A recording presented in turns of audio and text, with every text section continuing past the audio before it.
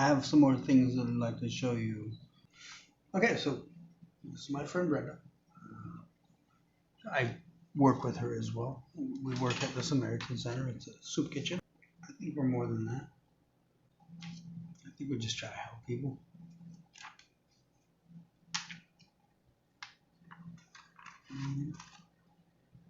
Yeah. Just one in frame so you can see where we're drawing from while I work. Yeah. And I'll absolutely ignore these details.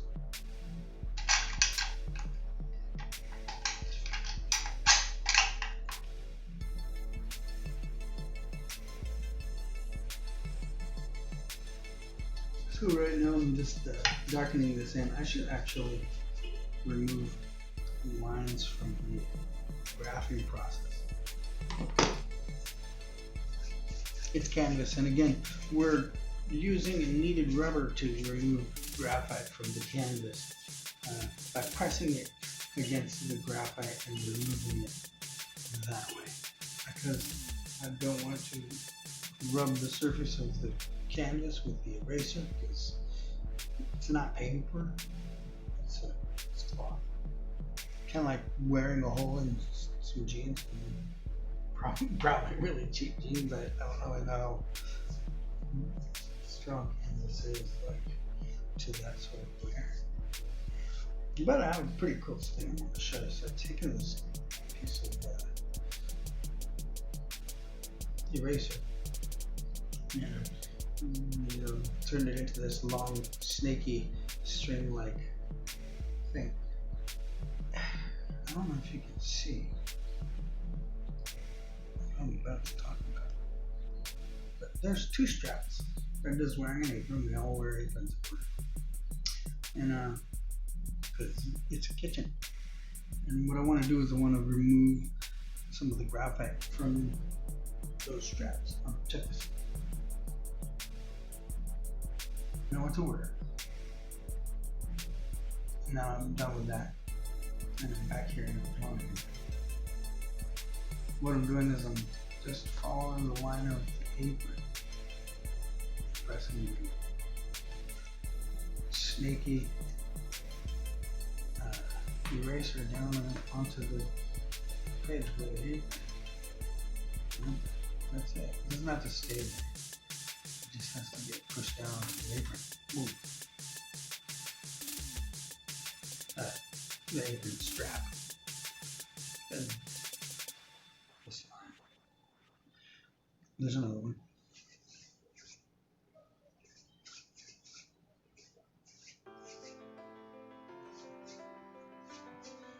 And this technique works good for other stuff too. If I want to write a letter or make a nice straight line, a good way to do that is with this, and it makes good curves.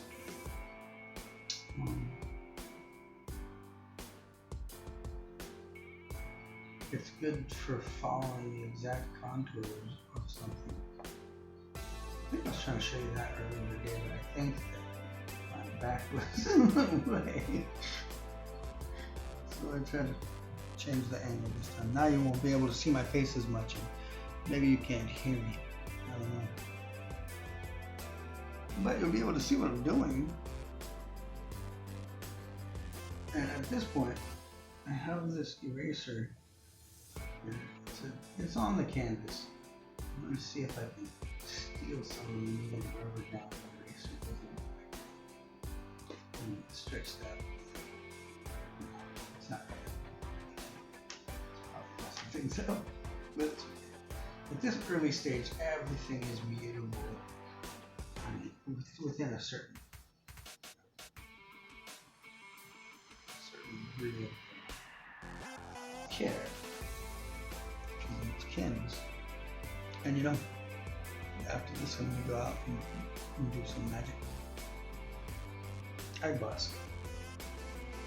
I walk around the downtown area here and do magic tricks for people. They ask me to. Sometimes they tip me, sometimes they don't.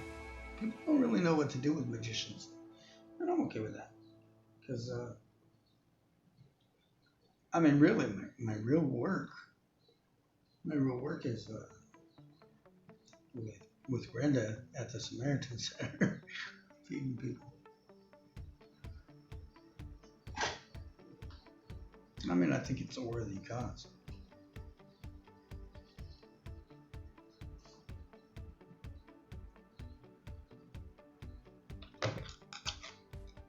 It's nice to have different sizes of brushes. It's kind of important to have different sizes of brushes.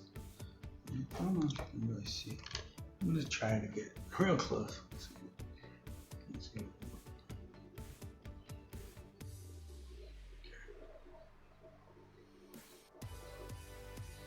Sometimes I don't want to remove graphite at all. And boy, oh boy, do I have graphite.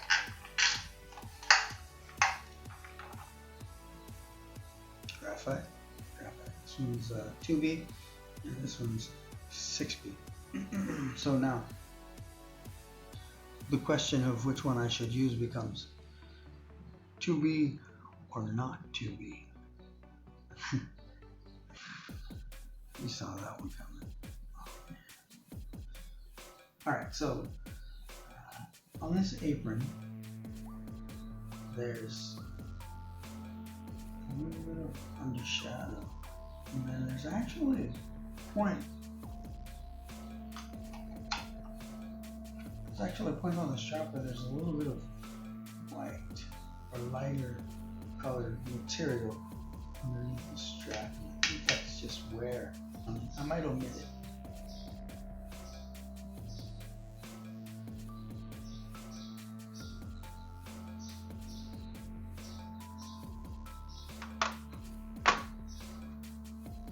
I think I remove some graphite. I'm going to put some graphite back down when I remove the graphite. And now I need to remove the graphite again. This happens a lot. This is my world.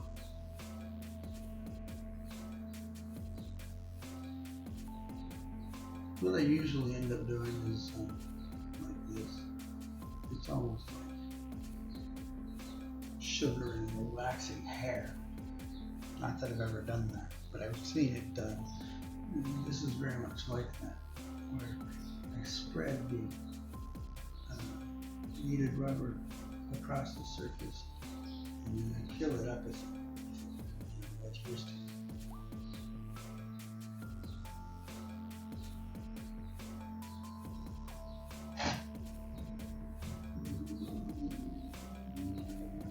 So like right there, that gets everything right into the pores.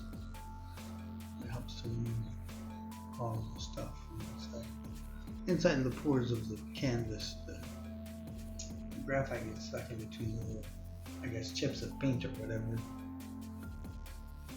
I don't really know. I think it's a real thin sort of paint that they use on the surface of the canvas.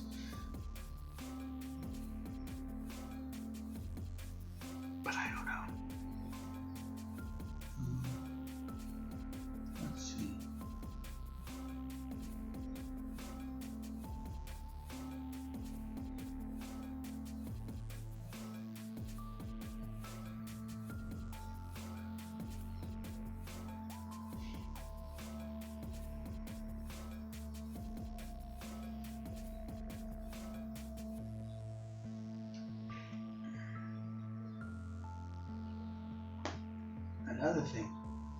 Another thing that I have to be careful with working with canvas is, well, it's canvas, so I can't put too much pressure on it because like there's a piece of cloth, right? There's nothing back there to prevent me from poking a hole through it if I push too hard.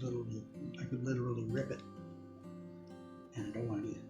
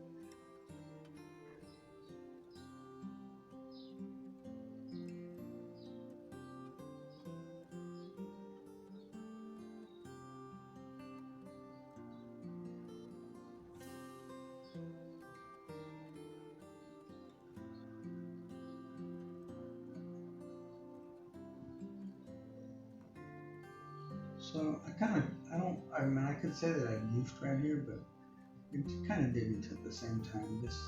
I can just move that on top of the shirt. There is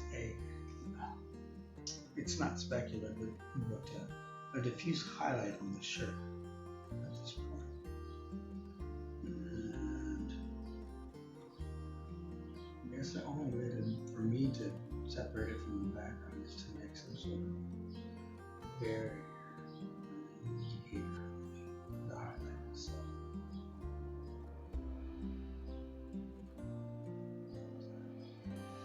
In the original image, there's a stainless steel table behind Brenda, but she wants me to omit that and replace that with some stained glass windows that are there. Those windows have their own portraits on them, or at least their own images of people's faces. So that.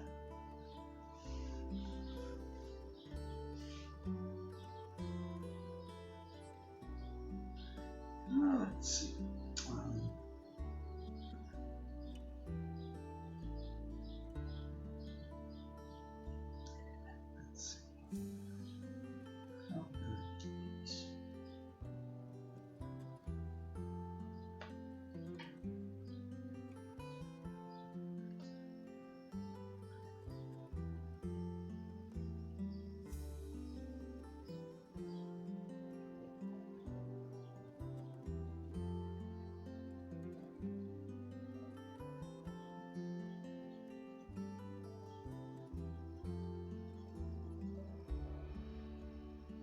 It might seem like I'm trying to abrade the canvas, but I'm not. I'm using a very wiggly piece of this kneaded rubber eraser. It just covers more area inside of the little pores and openings of the canvas where there is graphite. Removes it better, that's all. I'm removing the graph from the outside as much as I can. We don't need it to be completely visible anymore. Even though I am still using it, I'm not technically using it for her face. I think that's pretty well done now. Looks done to me.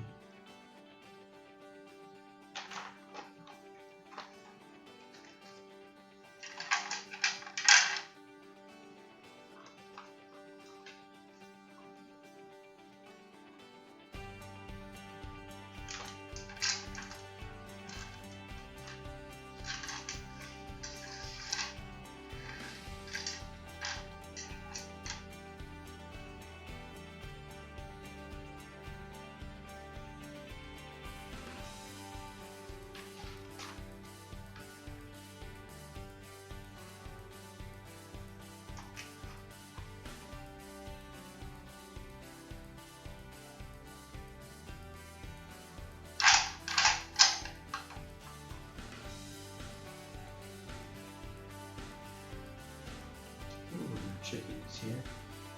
This dark line is actually on not sure.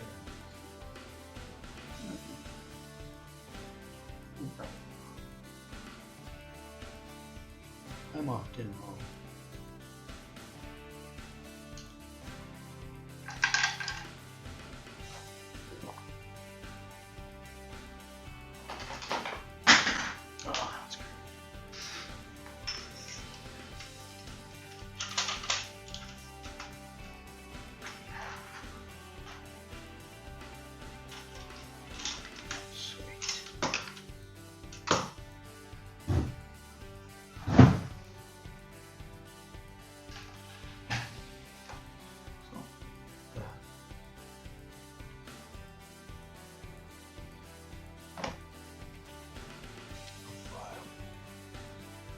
My graphite, and actually I put my graphite shavings in here in case I want to use the, to dip my brush in.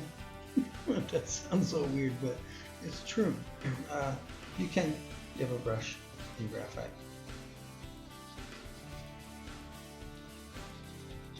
You pick up, some graphite and use that to color paper or canvas or somebody's face in real life, like their actual face. They probably won't like it very much.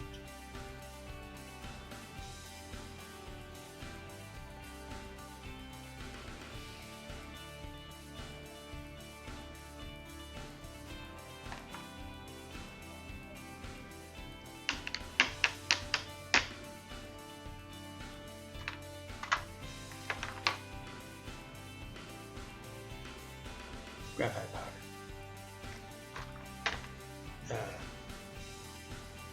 You can buy graphite in powder, but why would you? I mean, if you have the sticks, you gotta sharpen them anyway. You're gonna have some graphite. I'm gonna try it. I'm gonna pick up some graphite with this brush. Hopefully, I pick some up. I don't know that I did it. And then, where should I apply it? Let's see. Some nice dark lines over here.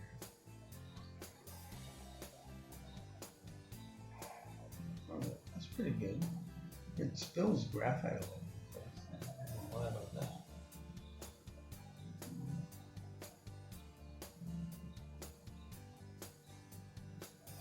But definitely infiltrates the brush with graphite, such that you can make a pretty nice line with it. I have another brush or two over here. These fine brushes are the ones that I like to use for that, I guess.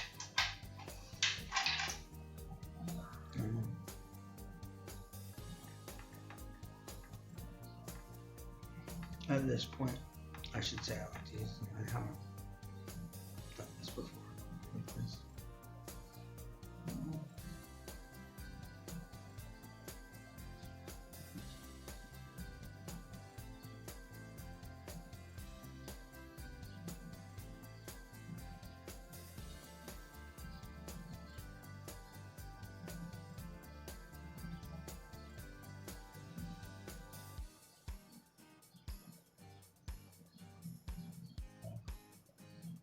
I guess I better stop this now. Okay, well, I've done a lot more work on this thing since the last time we talked about it.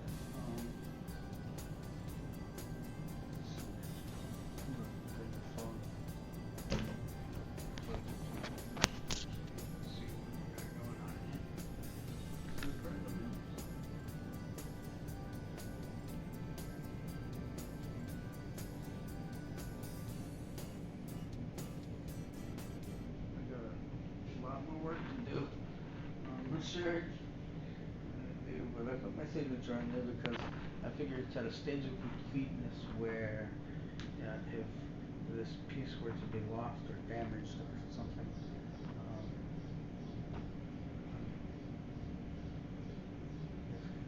it's of considerable value.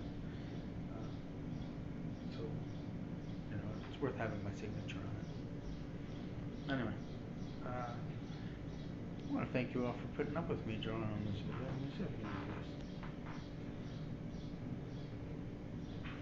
this. It's almost like she's over my shoulder. It's kind of creepy, actually.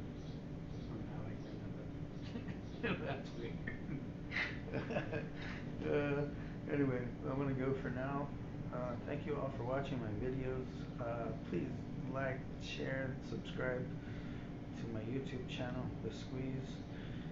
Do all the things they tell me to tell you to do to make the algorithm go thank you.